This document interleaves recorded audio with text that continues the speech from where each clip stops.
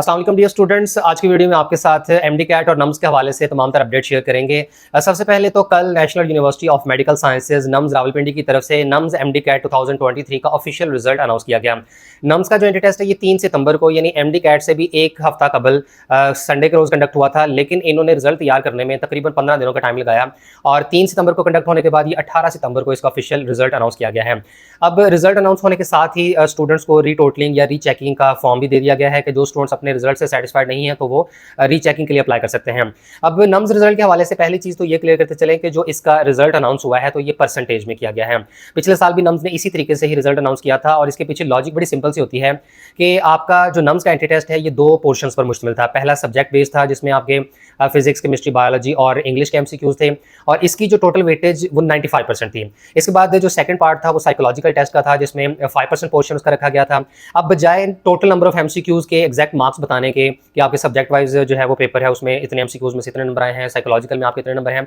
तो उसका simple solution ये दे दिया जाता है कि आपकी 100% में से ही स्कोरिंग कर दी जाती है। तो वैसे भी जब आपने आगे कहीं भी एडमिशन के लिए अप्लाई करना है तो मेनली परसेंटेज ही यूज़ हो रही होती है, ठीक है। जैसे अब एमडी कैट है या कोई भी दूसरा एंट्री टेस्ट है तो उसके मार्क्स जब पता चल जाते हैं तो इवेंचुअली उसकी परसेंटेज में कन्वर्ट किया जाता है और बाद में उसकी वो वेटेज ले ली जाती है जितनी वेटेज उसके अंदर मेरिट फार्मूला के अंदर इंक्लूड हो। तो अब ये जो परसेंटेज में रिजल्ट तैयार कर दिया गया है तो आप इसके मार्क्स वगैरह की तलाश ना करें बल्कि इन्हीं परसेंटेज के मुताबिक अपना रिजल्ट रखें। प्लस ये कि इसी के थ्रू ही आगे फिर आपने अप्लाई कर देना है। अब चूंकि रिजल्ट अनाउंस हो गया तो अब आप तवक्को रखें कि किसी भी दिन नम्स की तरफ से पहले मरहले में आर्मी मेडिकल कॉलेज के एडमिशन ओपन होंगे और उसके बाद फिर होंगे एडमिशन तमाम जो private medical and dental colleges हैं। नम्स के साथ एफिलिएटेड 12 प्राइवेट सेक्टर के मेडिकल कॉलेजेस हैं और 5 प्राइवेट सेक्टर के डेंटल कॉलेजेस हैं। और अगर आप नम्स की ऑफिशियल वेबसाइट पर आएँ तो यहाँ होम पेज पर ही आपको रिजल्ट मिल जाएगा। इसके अलावा यहाँ पर भी इसका लिंक दिया गया है और आप यहाँ से भी रिजल्ट को एक्सेस कर सकते हैं। और यहाँ से अब स्टूडेंट्स ने या तो अपना रोल नंबर या CNIC या नाइकोप या पासपोर्ट नंबर के थ्रू जो है वो अपना रिजल्ट देख लेना है। आप यहाँ अगर रोल नंबर लिखते हैं या CNIC नंबर तो उसके बाद आपने यहाँ पर ये वाला जो कैप्चा कोड है ये मेंशन करना है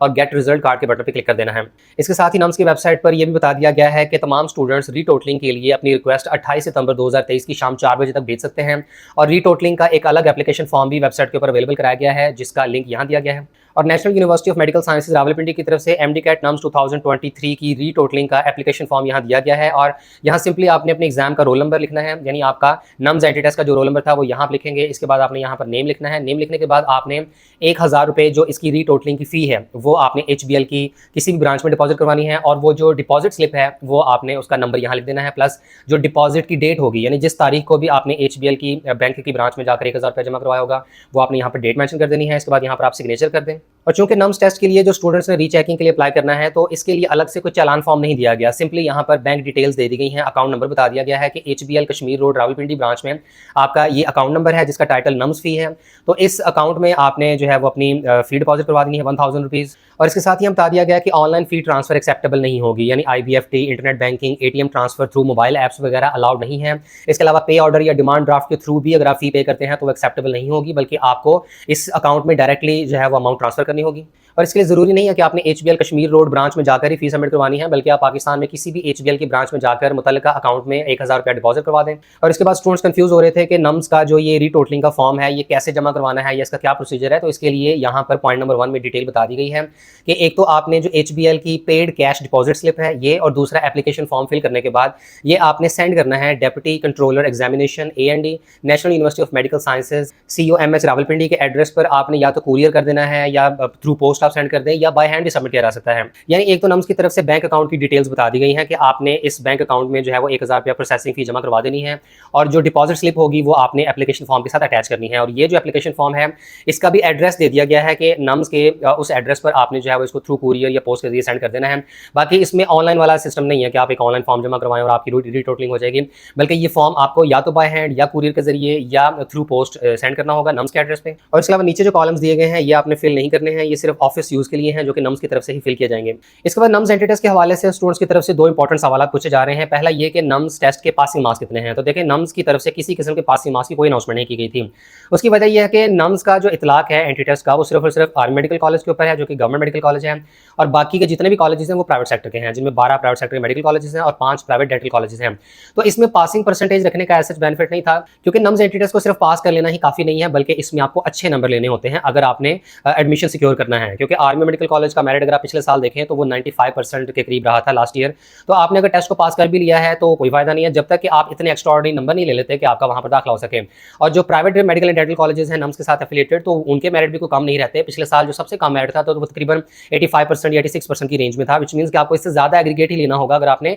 इवन प्राइवेट मेडिकल कॉलेजेस में भी एडमिशन लेना हो। तो ऐसे केस में अगर आप पासिंग परसेंटेज को रख भी लेते हैं या नहीं रखते तो इससे कोई फर्क ऐसे नहीं पड़ता, क्योंकि एमडी कैट की गेम डिफरेंट है। उसकी बिना पर आप बहुत ज्यादा कॉलेजेस में एडमिशन ले सकते हैं। फिर ये कि एमबीबीएस और बीडीएस के अलावा बाकी प्रोग्राम्स में भी अक्सर इसकी एप्लीकेबिलिटी होती है, तो वहाँ पासिंग परसेंटेज रखना जरूरी होती है। लेकिन नम्स में किसी किस्म की पासिंग परसेंटेज नहीं है। लेकिन अगर आपके 60%, 70% या 80% मार्क्स भी हैं तो शायद आपको उतना ज्यादा बेनिफिट ना हो। आपको नम्स में अच्छे नंबर लेने की बुनियाद पर ही फायदा होगा, क्योंकि तभी आपका एडमिशन होगा, बिकॉज वहाँ पर मेरिट ज्यादा होते हैं। दूसरा सवाल जो नम्स एंटी टेस्ट के हवाले से होता है वो ये कि क्या पिछले साल का नम्स एंटी टेस्ट जो है वो इस साल एक्सेप्ट होगा, तो बिल्कुल नहीं होगा। नम्स की तरफ से जब एंटी टेस्ट कंडक्ट करने के हवाले से नोटिफिकेशन जारी हुआ था तो वहां पर भी क्लियरली ये बात मेंशन थी कि सिर्फ 2023 वाला जो नम्स एंटी टेस्ट है यही इस साल एडमिशन के लिए एप्लीकेबल होगा। जिन्होंने 2022 वाला नम्स टेस्ट दिया था तो वो इस साल एडमिशन के लिए काबिल कबूल नहीं होगा। फिर इसके बाद आपको बताएं कि पाकिस्तान में एमडी कैट का टेस्ट कंडक्ट करवाने वाली जो 5 एडमिटिंग यूनिवर्सिटीज हैं, इनमें से 3 की तरफ से एमडी कैट का ऑफिशियल रिजल्ट अनाउंस कर दिया गया है, जिनमें शामिल है यूएचएस लाहौर, शहीद जुल्फिकार अली भुट्टो मेडिकल यूनिवर्सिटी इस्लामाबाद और बोलान यूनिवर्सिटी क्वेटा। इन तीनों यूनिवर्सिटीज ने ना सिर्फ एमडी कैट का ऑफिशियल रिजल्ट अनाउंस कर दिया और साथ ही साथ इन्होंने रीटोटलिंग या रीचेकिंग के लिए जो फॉर्म है वो भी वेबसाइट के ऊपर अवेलेबल करवा दिया है। अब यहाँ थोड़ा सा कंपैरिजन अगर किया जाए तो नम्स का जो एंटी टेस्ट है इन्हें रिजल्ट तैयार करने में 15 दिनों का वक्त लगा है, जबकि शहीद जुल्फिकार अली भुट्टो मेडिकल यूनिवर्सिटी और यूएचएस की तरफ से बड़ी जल्दी, और इसके अलावा बोलान यूनिवर्सिटी की तरफ से भी तकरीबन 4-5 या मैक्सिमम 6 दिनों के अंदर ऑफिशियल रिजल्ट जो है वो अनाउंस कर दिया गया हुआ है। और इन यूनिवर्सिटीज की तरफ से इतनी जल्दबाजी में रिजल्ट तैयार करने के पीछे एक मकसद ये भी था कि जो स्टूडेंट्स की तरफ से 12 कंप्लेंट्स की जा रही थी आंसर कीज को लेकर, आउट ऑफ सिलेबस क्वेश्चंस को लेकर और एमडी कैट के ओवरऑल कंडक्शन को लेकर जितने भी मसाइल थे, तो इन सब मसलों का जो है वो एक सद्देबाब ये निकलता है कि भाई आप फौरन से रिजल्ट अनाउंस कर दें ताकि स्टूडेंट जो है वो खामोश होकर बैठ जाए, क्योंकि रिजल्ट अनाउंस होने के बाद जो है वो काफी हद तक गेम स्टूडेंट्स के हाथ से निकल जाती है। एक तो वो स्टूडेंट जिनका रिजल्ट अच्छा आ जाता है तो वो बिल्कुल भी ज़ाहिर प्रोटेस्ट वगैरह नहीं करेंगे या उनको किसी किस्म का एतराज नहीं होगा, या जिन स्टूडेंट्स ने ऑलरेडी आंसर कीज के थ्रू अपने रिजल्ट की कैलकुलेशन की थी और अगर एक्चुअल रिजल्ट में उनको 2-4 नंबर बढ़ जाते हैं तो उन्हें भी कुछ हद तक ज़हनी तसल्ली हो जाती है। तो काफ़ी हद तक जोर टूट जाता है वो जो स्टूडेंट्स की तरफ से एक ऑनलाइन या ऑफलाइन प्रोटेस्ट किया जा रहा होता है, या उनको रिजल्ट में या ओवरऑल एमडी कैट की कंडक्शन में जो भी एतराज़ात होते हैं, तो रिजल्ट अनाउंस होने के बाद जो है वो फिर गेम काफ़ी हद तक ठंडी हो जाती है। तो यही वजह है कि जो पीएमडीसी की तरफ से भी पोस्ट एग्जामिनेशन एनालिसिस किया गया तो उसमें पीएमडीसी के प्रेसिडेंट की तरफ से तमाम एडमिटिंग यूनिवर्सिटीज़ के वाइस चांसलर्स को यही हिदायत जारी की गई थी कि आप आनंद फानंद में जो है जितना जल्दी हो सके रिजल्ट अनाउंस कर दें ताकि ये मसला जो है वो किसी हद तक क्लियर किया जा सके। अब 3 यूनिवर्सिटीज़ ने अपना रिजल्ट अनाउंस कर दिया हुआ है, साथ में रीटोटलिंग का भी जो है वो फॉर्म दे दिया है, लेकिन रीटोटलिंग की अगेन जो है वो बड़ी ज़्यादा फीस रखी गई है और सबसे ज़्यादा माशाल्लाह से फीस जो है वो यूएचएस लाहौर ने रीचेकिंग की 5000 रुपये फीस रखी है। तो university of health sciences Lahore की ऑफिशियल वेबसाइट पर आए तो यहाँ पर आपको एमडी कैट 2023 का रिजल्ट मिल जाएगा। इस लिंक पे क्लिक करने से आप रिजल्ट को एक्सेस कर सकते हैं और यहाँ यूएचएस लाहौर की तरफ से मुख्तलिफ प्रोग्राम्स और एंटी टेस्ट के रिजल्ट दिए गए हैं। आपने यहाँ पर एंटी टेस्ट पे क्लिक करना है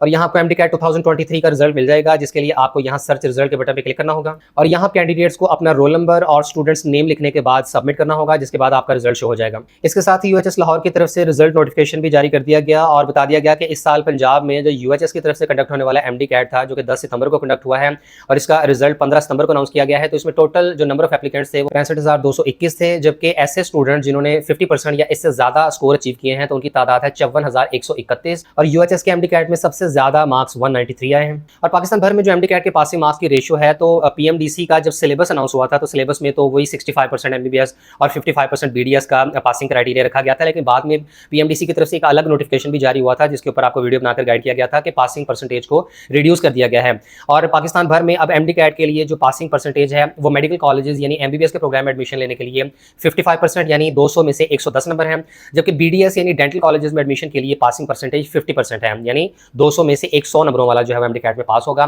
तो वैसे तमाम स्टूडेंट जिन्होंने एमडी कैट में 200 में से 110 या से ज्यादा नंबर लिए हैं तो वो तो अप्लाई कर सकते हैं एमबीबीएस के लिए भी और बीडीएस के लिए भी। दूसरा ये कि जिन स्टूडेंट्स के 100 से ज्यादा नंबर हैं लेकिन 110 से कम है तो वो सिर्फ बीडीएस के लिए अप्लाई कर सकते हैं, ताहम जिनके 100 से कम नंबर हैं तो वो कहीं भी अप्लाई नहीं कर सकते। अब ये बात ज़हन में रखिएगा कि ऐसे तमाम स्टूडेंट जो एमडी कैट को पास करने में कामयाब नहीं हुए हैं तो आप चाहे पाकिस्तान के किसी भी कोने में चले जाएं, किसी प्राइवेट से प्राइवेट इदारे में भी चले जाएं, जितनी मर्जी आप डोनेशन दे दें या जो मर्जी तरीकाकार कर ले, आपको एडमिशन नहीं मिलने वाला, क्योंकि पीएमडीसी की रिक्वायरमेंट अगर आप फुलफिल नहीं करते हो, एमडी कैट को मिनिमम 50% मार्क्स के साथ आप पास नहीं करते हो तो आप अप्लाई नहीं कर सकते। अगर आपके 50% मार्क्स हो तो आप डेंटल कॉलेजेस में अप्लाई कर सकते हैं और 110 नंबर या उससे ज्यादा हो तो आप एमबीबीएस और बीडीएस दोनों के लिए अप्लाई कर सकते हैं। ताहम अगर आप पाकिस्तान से बाहर दूसरे ममालिक में जाकर एमबीबीएस करना चाहते हैं तो वहां पर एमडी कैट की कोई रिस्ट्रिक्शन नहीं होती है, कोई रिक्वायरमेंट नहीं है। आपने चाहे एमडी कैट दिया है या नहीं दिया, चाहे आपने पास किया है या नहीं किया है, आप अगर पाकिस्तान से बाहर जाते हैं चाइना, किर्गिस्तान या किसी भी कंट्री में एमबीबीएस के लिए तो वहां पर एमडी कैट को बिल्कुल रिक्वायर नहीं किया जाता है। और अगर आप चाइना जाना चाहते हैं जो कि इस वक्त की सबसे हॉट मार्केट है, बिकॉज बाकी कंट्रीज़ में जो फीस होती है वो डॉलर्स की रेट के हिसाब से है, और सेंट्रल एशियन कंट्रीज़ में फीस जो है वो काफ़ी बड़ी है पिछले सालों में।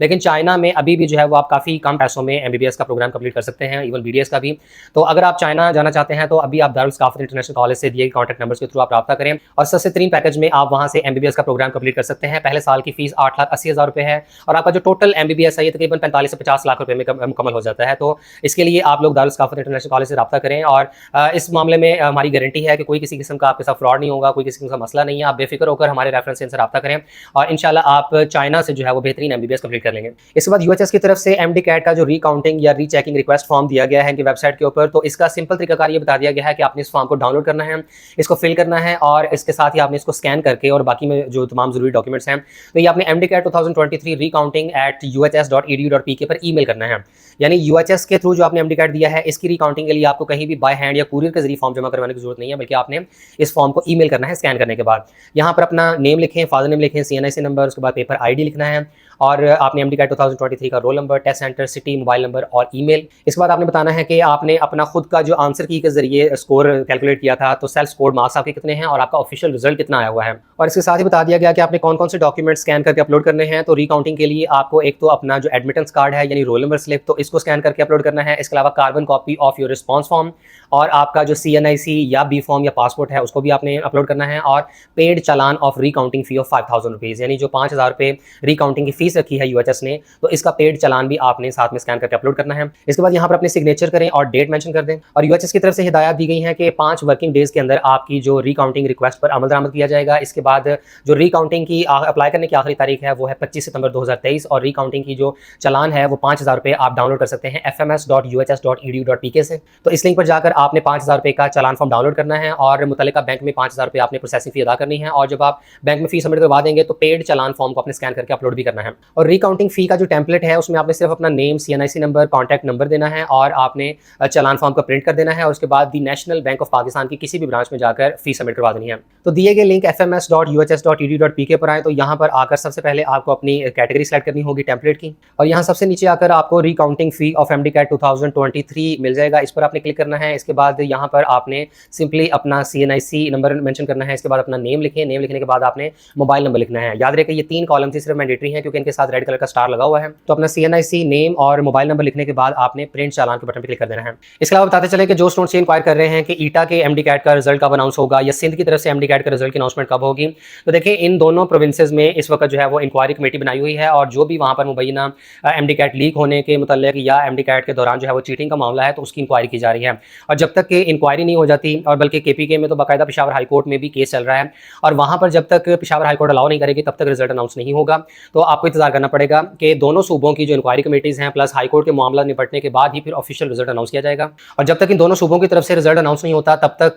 PMDC की ऑफिशियल वेबसाइट के ऊपर रिजल्ट अवेलेबल नहीं होगा। यानी अभी तो सूबों की तरफ से अपने अपने तौर पर रिजल्ट अनाउंस किया जा रहा है, लेकिन जब तमाम ही 5 एडमिटिंग यूनिवर्सिटीज़ की तरफ से रिजल्ट की अनाउंसमेंट कर दी जाएगी उसके बाद फिर आपका ऑफिशियल रिजल्ट अवेलेबल होगा PMDC की वेबसाइट के ऊपर। इसके बाद शहीद जुल्फ़िकार अली भुट्टो मेडिकल यूनिवर्सिटी की ऑफिशियल वेबसाइट पर आए तो यहाँ पर भी रीचेकिंग का फॉर्म दे दिया गया है, और अप्लाई करने की आखिरी तारीख 22 सितंबर की शाम 5 बजे तक है। और यहाँ अगर देखें तो रीचेकिंग के लिए अप्लाई करने की जरूरी हिदायत दी गई है कि सबसे पहले तो आपको जो है वो 3,000 रुपये इसकी प्रोसेसिंग फी अदा करनी पड़ेगी, जो कि किसी भी करीबी HBL की ब्रांच में डिपॉजिट करवाई जा सकती है। और कैंडिडेट्स ने अपना CNIC नंबर एंटर करना है और सर्च रिकॉर्ड बटन पर क्लिक करना है, जिसके बाद आपको पेपर कोड सेलेक्ट करना पड़ेगा। इसके अलावा आपने carbon copy of answer sheet plus जो आपने PDF फॉर्मेट में अपनी फी सबमिट करवाई होगी बैंक में, तो उसकी पेड फी स्लिप भी सबमिट करवानी होगी, जिसके बाद आपको अपनी एप्लीकेशन के सबमिट के बटन पर क्लिक करना होगा। और यहाँ कैंडिडेट्स को विदाउट डैशेस अपना CNIC नंबर लिखकर सर्च रिकॉर्ड के बटन पर क्लिक करना होगा, और उसके बाद फिर वो फर्दर प्रोसीजर चलेगा जिसमें आपने जो है वो डॉक्यूमेंट्स वगैरह अपलोड करने हैं, बैंक में फीस सबमिट करवानी है और अपनी एप्लीकेशन सबमिट करनी है। और इसके बाद Bolan university of medical and health sciences Quetta की तरफ से भी जो रिजल्ट अनाउंस हुआ है MDCAT का, तो उस हवाले से ग्रीवेंस फॉर्म यानी जो आपका रीचेकिंग का फॉर्म होता है तो वो अवेलेबल करवा दिया गया है। और अगर आपने इसके लिए अप्लाई करना है रीचेकिंग के लिए, तो ऐसे केस में फॉर्म सबमिशन की जो आखिरी तारीख है वो है 22 सितंबर 2023 की शाम 4 बजे तक। तो इस पर क्लिक करते हैं, और यहाँ बोलान यूनिवर्सिटी की तरफ से जो नोटिफिकेशन दिया गया है इसके मुताबिक आपको कोई भी ऑनलाइन अप्लाई करने की परमिशन नहीं होगी, बल्कि आपने बोलान यूनिवर्सिटी कोयटा के एडमिशन ब्रांच में अपनी एप्लीकेशन सबमिट करनी है। और 18 सितंबर से लेकर 22 सितंबर तक आप सुबह 9 बजे से लेकर शाम 4 बजे तक फॉर्म सबमिट कर सकते हैं। और एप्लीकेशन फॉर्म के साथ आपको CNIC या बी फॉर्म, इसके अलावा एडमिटेंस कार्ड यानी रोल नंबर स्लिप और आंसर शीट की कार्बन कॉपी अटैच करनी होगी। और इसके साथ ही नीचे एप्लीकेशन फॉर्म भी दिया गया है, आपने सिंपली इस फॉर्म को डाउनलोड करना है, इसका प्रिंट आउट लेना है, और तमाम कॉलम्स फिल करने के बाद डॉक्यूमेंट्स अटैच करने के बाद यूनिवर्सिटी के एडमिशन ब्रांच में फॉर्म सबमिट कर देना है।